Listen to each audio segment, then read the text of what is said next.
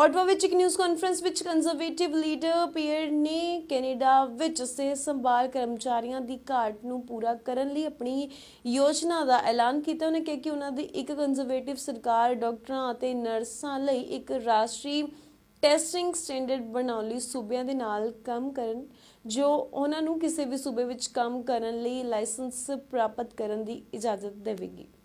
Thousands of doctors that could be helping reduce those wait times for all of us, but are banned from doing so because despite their qualifications, they cannot get a license. Government bureaucracy and gatekeeping prevents people in our country who are trained as nurses, doctors, and other professionals from working just because they were trained either in other countries or in other provinces. Today, we have 19,000 Canadian doctors and 34,000 Canadian nurses banned from working in our hospitals simply because they were trained in another country, including advanced countries. In Canada today, we have a doctor shortage of about 40,000. In other words, if we had all the doctors that are here today in Canada but trained abroad working in our healthcare system, we could reduce our doctor shortage by half.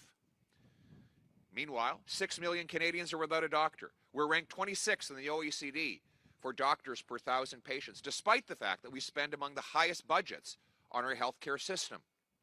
It doesn't make sense. Government gatekeepers stand in the way, put in place massive delays and bureaucratic hurdles for highly qualified immigrants and Canadians trained abroad to actually get licensed to practice. I met a young lady the other day who couldn't get into med school in Canada, so she went to Ireland. After she graduated from the Irish medical school, she had to go to California because they wouldn't take an Irish grad as a resident in Canada. And after she does her residency in California, she still will be banned from working in Canada. So she's going back to Ireland. There we go, losing a brilliant young Canadian to a foreign healthcare system when we have 6 million Canadians without a doctor. It doesn't make sense. It's time to bring home common sense to our healthcare system by removing the gatekeepers. So today, I am announcing that a Poilievre government will work with the provinces to create a national merit-based testing standard to license doctors and nurses within 60 days of applying. It'll work like this. There'll be one standardized testing system. Within 60 days of an immigrant or a foreign trained Canadian applying to work in their profession, they will be able to do the exam and get a yes or no based on their competency, not based on where they come from.